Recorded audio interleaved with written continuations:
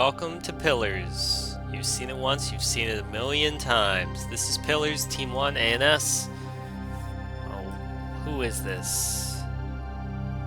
Racing Tiger 2. Racing Tiger 2, Eugen Racing Tiger 2, Explosive Megumin, Ghost 52839, and Min on the ANS team.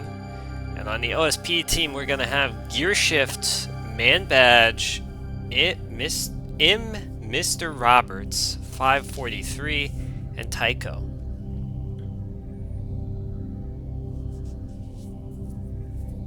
I don't have much to say right at the moment. Five escorts, 4 escorts. That tells me that OSP is going to have enough ships to cap things, and then just seeing a bunch of ships over here. 2 escorts, 1 escort, 2 escorts. This is going to be a ship-rich game. It doesn't look like either team is just going to be bringing a handful of ships. Handfuls of ships tend to lose games in my anecdotal experience. I'm not collecting rigid data. I guess I am collecting data, but I'm not analyzing it. I'm not putting it in a spreadsheet or anything. Aberration, kind aberration. A 6-gun Ocello. You can't put 7 on them. That's an Axford thing. And let's see what we got. We got Tycho right here with the double Ocellos, the 450s. Looks like Flak Cannons is going to be the defensive choice for them, and they're going to be on the other side of the map. That is a personal decision that the player has to make. Dividing your attention this way can get you into trouble if you are not careful, but if you're good, why not, you know? Man Badge with the Monitor fleet, the meta of metas, bringing 3. Oh, these guys are little screeners. Proper screeners. I would like screeners like this. With the chaff. Maybe not much PD on them, but just here to shoot at the odd shuttle that gets too close. So the monitors don't have to. The monitors can shoot at shuttles plenty well. And they're at the E point. Gonna take and seize the E point. On the other side over here, we've got XCOM Sakuro and Feathercairn Sakuro. Looks like both empty. No, this one's got a jammer. This one going to cover for the other. Oh, they've already got a lockdown here. This E point on Pillars gets spotted so quick in the game. This is one of the quickest spots because ANS can spawn right here, OSP can spawn right here, and there's almost a clear line between them. I don't know which side has the advantage, and I guess that's why people play the map so often. Toguchi, Glen Grant already shooting at the locked up monitor. And these are 450 shots from a 7 guns from the Axford is an upsized Ocello, really. 7 guns will make quick work of these monitors. These monitors are in maybe the only bad situation they can have. They see the shots coming out from here, so they send out the jammer at the Axford. But little do they know that this is the little ship that has the lock on them. Not giving away its position out, but they should know. They can see it. It's spotted. The little yellow cross there tells you it's spotted, and it turns on the jammer. Jammer not hiding it. I would expect it would, but that's not the issue. Our issue is that this ship down here, Plasma Liner, Sound Jar, and crew are spotting that little sprinter right there. Feathercairn. I think this is a little bit of a misplay from the Ewar over here. There they go. They turn one. No, they don't. Turning none of the electronic warfare down on this little sprinter just to check. I think if you did, you wouldn't lose the lock, but you might hide the rest of the ships from the vision. And that's intel denied. There's nothing wrong with that. You always want intel denied. And it looks like this Axford may be in trouble because the Monitor fleet is actually in range to fire back. If the Monitor fleet is in range to fight back, especially at close ranges, Axfords can take some serious damage. Those giant shells, the 600mm Hesh shells that come out of these C90 cannons on the Monitors are no joke. Fortunately for us, the rest of the map is taking its sweet time to develop. B point and C and D all captured in normal times. ANS a little quicker on the draw there. This is a King of the Hill game, and it's a race to 1,000 points on both teams. Comms Jammer coming out from over here. I have not had the time to introduce all of the ships. I'm sure I will as soon as everybody burns themselves out, because that's how the game always goes. It starts off quick and hot, especially on pillars, and then it slows down to a crawl once everybody has burned themselves out. Oh my goodness, the music is perfect.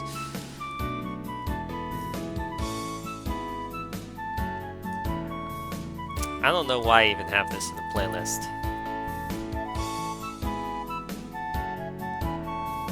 I mean, you could take a quick moment. Spotter out here. I'm not sure it's seeing very much. Only things that are spotted right now. Those are linked on real quick. The only thing that OSP sees of ANS's is Glenn Grant from XCOM Mid. Aside from that, they're going to have all of these little shuttles. And it looks like most of the shuttles are these Torp shuttles. Well, Featherchain and Sakuro are not. Toguchi, yeah, these are torpedoes. These are not hybrids. So torpedo sprinters, a classic, a true classic. I think this music's probably a little bit too loud, honestly. But it's almost over. Hill of Wind.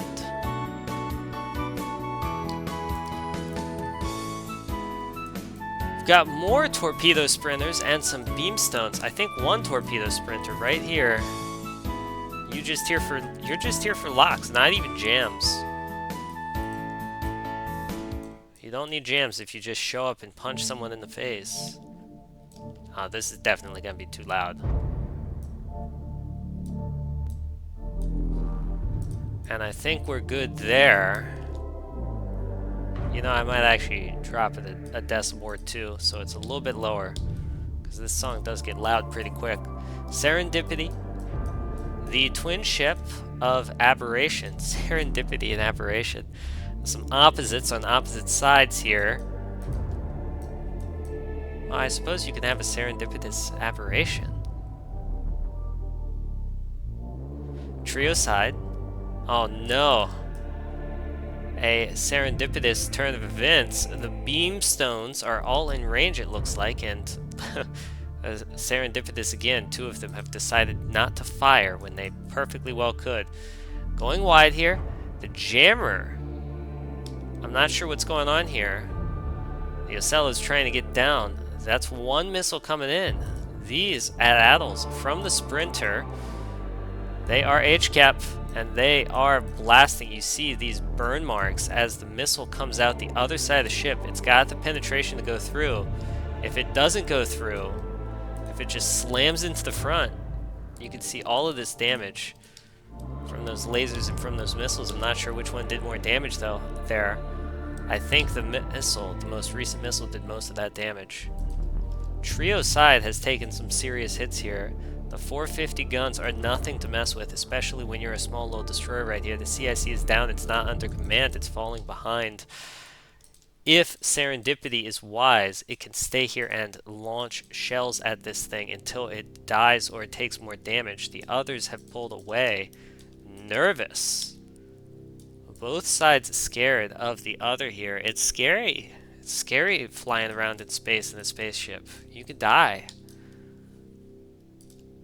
Tycho and Trio side, the only ships to take serious damage here.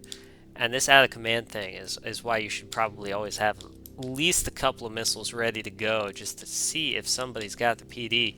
They're close enough to get covered by nearby ships, but they are far enough away that one or two of those missiles might hit. We've got 2 light cruisers down here, the After Dryer. 2 light cruisers, right? Yeah, 2 light cruisers and 1 sprinter. Heed, the sprinter, just here for flak, it looks like. And Tonic, it's probably 10 guns between the 2 light cruisers. We've got a combat going on down here. Sick and Mr. Roberts. Sick and Soundjar. Oh, I like it. This is a 250. The 250 adding a little bit of extra stopping power to the whole container liner thing. The issue is they're almost certainly out of range of these twin heavy cruisers. Somehow this heavy cruiser's taking damage. It looks like that might have been all of those 250s. 250s can punch through the armor here, especially if they get a good angle. But if they don't get a good angle, and here they come. Here come the shells. Here comes the plasma. The plasma is deadly. Those purple shells going to rip away the armor. There we go. We see the first one hit. And there's a couple more. Those giant gaping holes for shells to enter into the ship and cause serious damage. Sick is definitely the firepower, but they're shooting at Sick. Sick does not have a reactor on. The CIC is down. It's trying its best. It's got to repair. But unfortunately, Mr. Roberts is in a situation where 2, 3 fleets may be firing on them at the same time. They are just one. One fleet cannot bear the firepower of 3. Or maybe just 2 right now. The beamstones are a little distracted. But 2 fleets to 1 fleet. 2 fleets win. OSP being very aggressive over here in Templar. Gear shift pushing all the way across the map. Cleric, Hero, Paladin, Knight. A clear theme right here. Gonna have to ask the guy if they are a Warden or a Kali at some point. But I won't now. A very aggressive play by OSP. You almost never see this. This is unique in a Pillars game. Normally it's ANS pushing E. But OSP is taking D, which puts them in a serious advantage. Unfortunately, Mr. Roberts is taking terrible damage down here, and one of the fleets has been sacrificed to buy time. Hopefully the points earned by the rest of the team are worth it. Check and Pot and Sleet going to survive. One's a spotter, one's just a screener. And even then, just two little guns gonna do its best. And they're gonna hit Talisker. I don't know why people don't go with a small DC locker. I think it's worth it. Rapids are good, I guess, but the small gives you 1 restore. Honestly, I put a reinforced here. But I guess sometimes you need the extra berthing. Oh, I hate having to put in berthing. It drives me crazy. Lifeboat's coming out right now. Remember, kids, lifeboats can have weapons. Shoot first, ask later. Captains always complain about war crimes, but they always follow through when ordered. Sad but true. It's not your world, it's someone else's. Alright, task here. Sick. Managing to slink out and get those 250s firing again. The plasma liner, the one to be left behind and killed. But this ship's going to get more of its 250s out, and the 250s are going to do some damage to Talisker. Oh my gosh. And there we go, a reactive bloom. Reactive bloom perhaps providing cover for everybody involved. And puts out a giant jamming signal for all nearby ships. Serendipity taking the lasers here. The lasers being taken, the B push has been successful.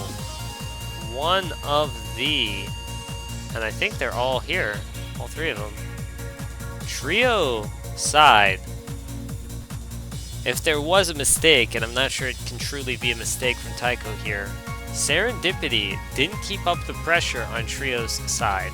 They had the CIC down, and that is a huge vulnerable moment for a ship because it can't react to anything.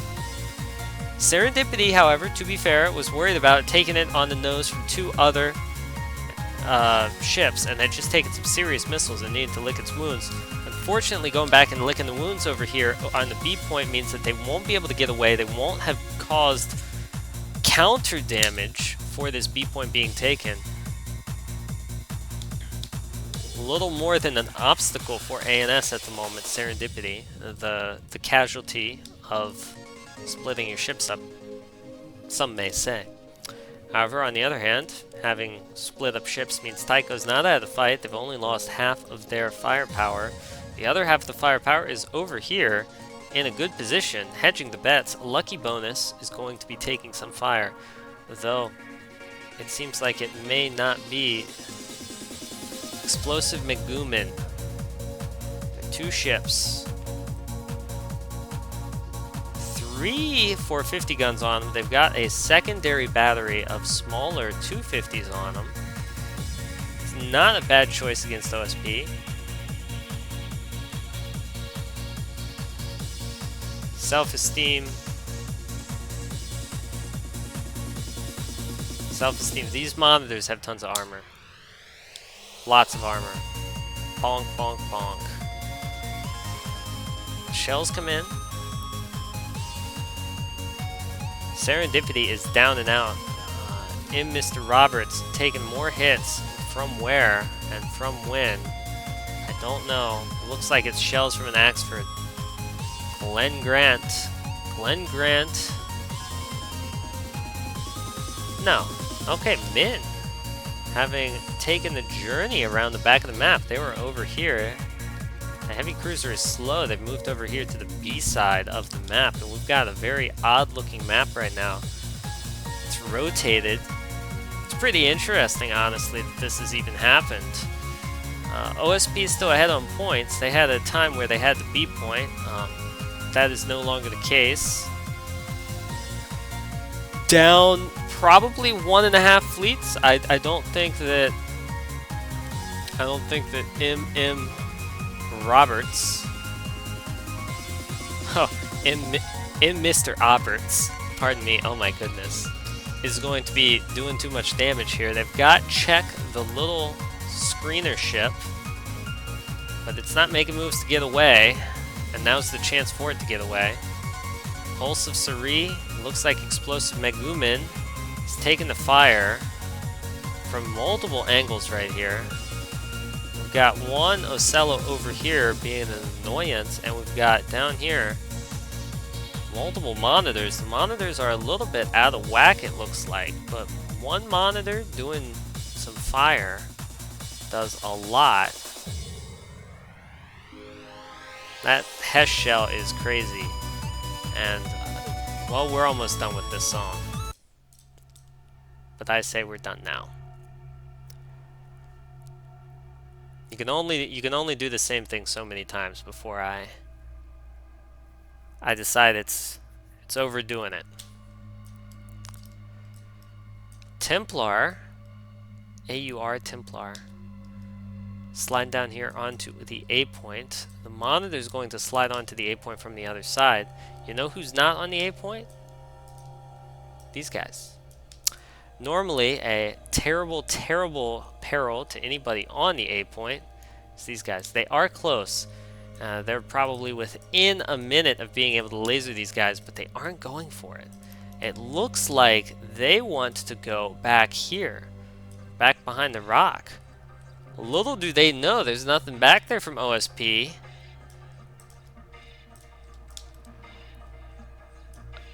I'm not sure if this is...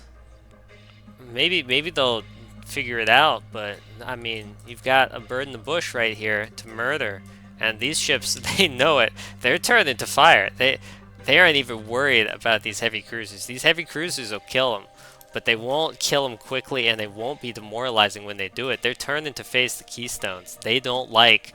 They see the Keystones, they don't want them. And so they're turning to fight them. They don't need to right now, I don't think. I think the Keystones are going to be distracted. I think this is taking the bull by the horns. And not in a good way, I think. You need to kill these two heavy cruisers. You need to hit them with the fire and make sure that they quit firing at you, sir. The man badge has taken A. They don't need to be on the point anymore. They can pull off it right now. They will be fine. Nobody... They will preserve their ships if they do this. They're turning back. Now, this is... And the shells are coming out here. They aren't turning. They're continuing. I don't know what the plan is here, but the time... It's one thing to turn and fire. It's another thing to turn back and fire the other way, deciding that you didn't want to fire at what you wanted to fire in the first place. Making a bad decision is often better than making a good decision, but after dithering about the bad decision. Dithering is the ultimate sin in these combats, and the difference will be split. So there will be some fire being cast out here. There's a bombshell coming up here. The bombshell's not enough to get through the armor of the destroyers. You're gonna need some Hesh, but a Hesh will plow straight through this thing and do terrible damage to it. Bad Habit is gonna be sliding here on E, making sure that nothing, at least no sprinters do anything about it. Our hero, the 450 liner, has made it round the back near C, and it looks like Cleric is going to slide up to C. And the C point will be taken, A point taken, D and E point taken. OSP can keep this pressure up even if they lose ships here. It's going to work out. But the trouble is, every ship you lose is more pressure that you have lost forever. ANS has taken some damage, but nothing critical. OSP has lost 1.5 fleets now, and it's gonna get worse. Templar is down. Templar has been killed. Man Badge has lost the original prankster on the point. Unfortunate hazard of the job of taking A. A is a dangerous place to take. Tonic not taking damage. It's got enough of this light cruiser armor to shake off these bombshells, and I assume this is HE coming in because it's not pinning at all. You need to hit him with the Hesh, sir. The Man Badge needs some Hesh on target. And there we go. The light cruisers dropping their HE RPF on the poor little Bad Habit over here. The Bad Habit's sliding out of most of them. But it's going to start taking these shells, and each one of these shells is going to strip away armor and penetrate in and kill crew and kill components, and berthing is almost down. Berthing is always the first thing to go down. It's a very weak component. Pinpoint's about to go down. Jammer's about to go down. The Bad Habit, in the wrong place at the wrong time. You can't man-fight light cruisers when you're just a little frigate. Though the light cruisers, they aren't happy with their location. Despite being in an excellent location, they're going to just slide behind the rock again. The Beamstones are going to come on down here, and it looks like they want to play. The Beamstone's not taking the damage, it looks like. Come on, C90 cannon. It's still bombshells up here. Bombshells? I mean, if there was a sprinter or something, you need the bombshells. 2 lasers. Pretty Fly. Pretty Fly was crippled, but it's going to be extra crippled in the very near future if those beams could only have hit. There's one, and you can see it's got the reactor and the CIC almost down. Dash Runic, no B short used yet, have not needed to. Suppose you might could have saved some damage on your slide with a B short, but right here with all the advantage in the world, no reason to do it. Now you can't hit the kids aren't alright with HERPF. It just has the armor that's too much for that. A sprinter right here tried to slide down and take A. We've got another one over here. Tamdu. These ships making sure that it doesn't happen. The bombshells, I think, are the wrong target up here. Perhaps they thought these were sprinters and didn't know. And they should know by now, probably, that those are not sprinters. Knight dumping its rockets at close range. That's where you want to be when you dump rockets. The unfortunate thing is that these ships just have, from Explosive Megumin, have flak. And a lot of flak. And the non-flak as well. And all of that together means that those rockets will have a terrible time getting through here. Hero. The MSL launchers are out. They have some in the tank. Only 6 left. Gonna repair 2 missile launchers. Is the CIC down? No, the CIC is up. Surely you'll fire soon. Getting terrible drop on Megumin and making sure Megumin doesn't do anything on the map. Cleric is gonna slide up here, and Cleric may be able to kill Sakuro right here. Will definitely be able to contest the point. But one more point for OSP just brings their lead to an even greater margin. Oh no. 4 of those hit. It's not enough to take Sakuro out. You're gonna need more rockets than that, but 4 of them did hit. That's good. Launch some more rockets, sir. Launch them. 10 for a sprinter. Not a bad trade. 20 points, 1 dead sprinter. That's a tenfold return on your investment.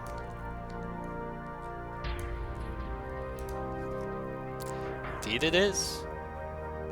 Not sure why they've got a lighthouse here. I'm sure it's for some reason. The mag is out. The magazines are out. This is really sad when the magazine... No. Oh my goodness. The magazines are not out. There is one more magazine on the front. It's about to be out. Gearshift about to make it 2.5 fleets that have been lost for OSP. They still have some firepower, and as long as they have some firepower on the field, it's not over. Because firepower is just scary, you know? And so if people respond poorly to the firepower, there's nothing to do. Sakuro is dead in the water. It's not dead, the CIC is still up, but it can't move and it will never move again. It can't repair itself. Cleric under fire from Glenn Grant, a heavy cruiser from Min. It's really been around the world, this game. These ships finally deciding they're going to push on down to E, but not before Man-Badge is able to slide most of their ships down onto underneath the rock, and they're going to have vision of E, which is going to just give them time to murder any ships that show up to support.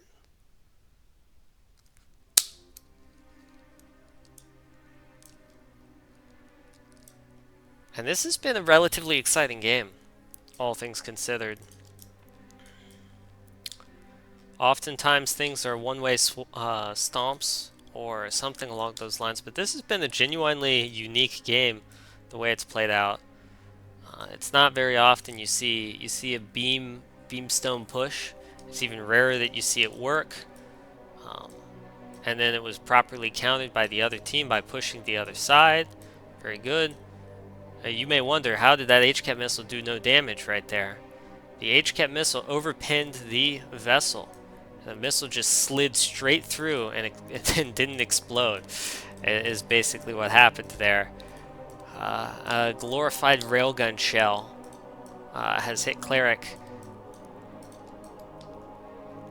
And Knight is going to sit up here and to defend the point, empty on everything. They're going to draw fire. Paladin, sadly in the wrong place at the wrong time. DC Locker is out. The rocket launcher that they have is empty. Honestly, HCs are a little bit too big to be dropping rockets on.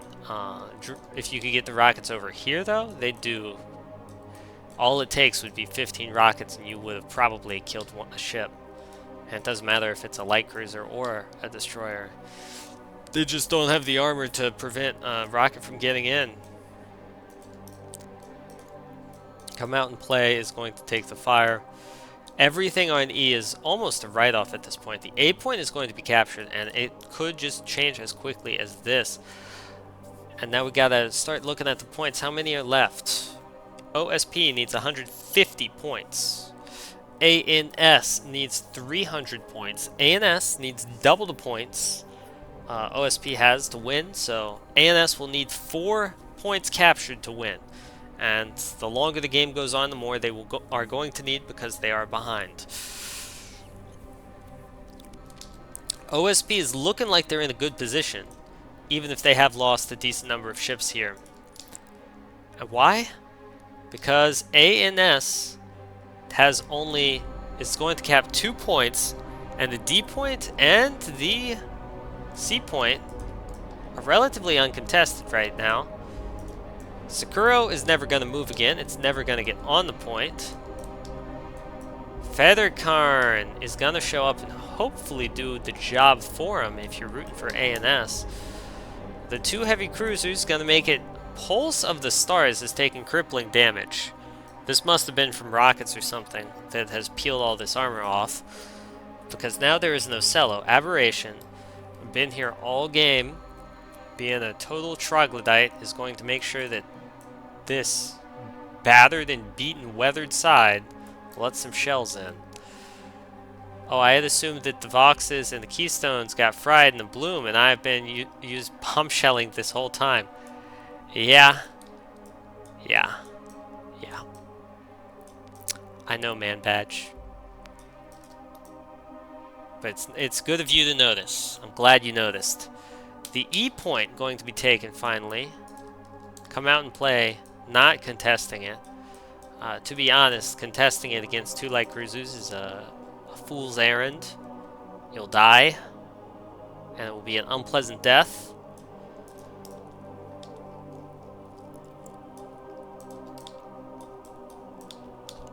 A real devil right here, Cleric. Oh, but devil, Cleric.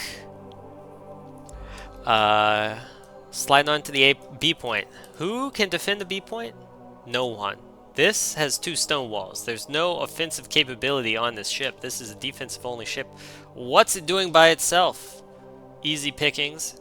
UEG and Heed has got the wrong memo and may die for it. Glen Grant sliding back across the map. Their route on the map sliding from just behind the A point to around to the other side of the A point to out here where there is nothing to across the map to the D point. An odyssey of a nebulous odyssey with nebulous details.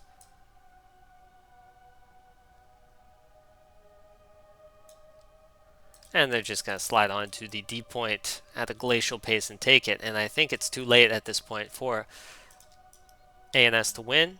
OSP is going to sneakily take this B point, and that's going to solidify their lead absolutely. If ANS was able to get on both B and D right now, there might be a chance. But it's not happening right now.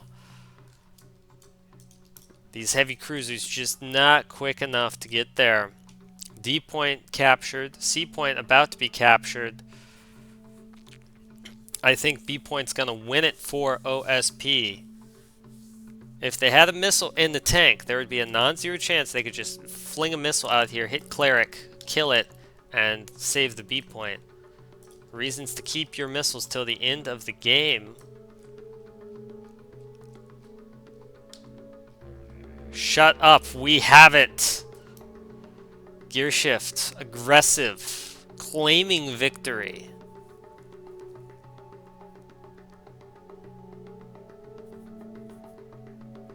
And it does appear that they have it. It's only one tick, I think, until OSP wins.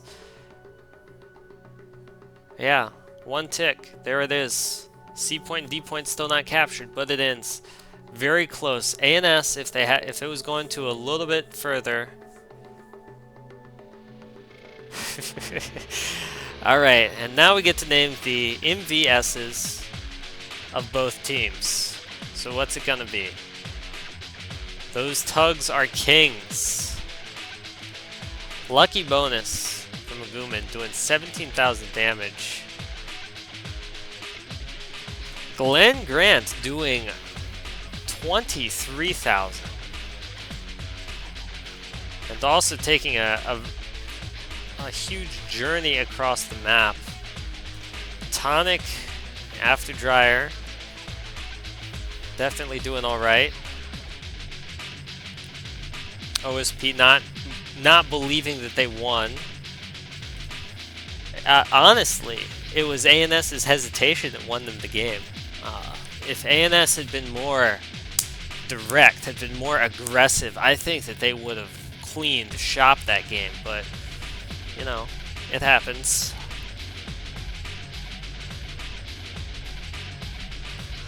I'm gonna give it to Glenn Grant, just because Glenn Grant has the most damage, and Glenn Grant had an interesting journey around the entire map. For completing the Grand Tour, Glenn Grant gets the MVS, Most Valuable Ship, for ANS. And then for OSP, what's it gonna be?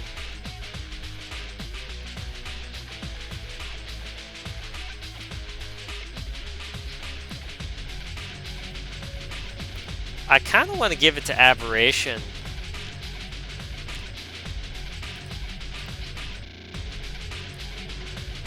Most of the OSP ships serving as honestly distractions and scary ships to ANS. So I'm not sure who to give it to. I think I'm gonna give it to Aberration for surviving the entire time and dealing the most damage. But honestly, the runners up would probably be Hero and Sick, just because they offered a huge distraction to ANS, convinced ANS, like the red flag taunting the bull, to take the long way around and not seize any extra points. And that's it. So we've got Glenn Grant and Aberration as the MVSs of the game. And that's it, folks.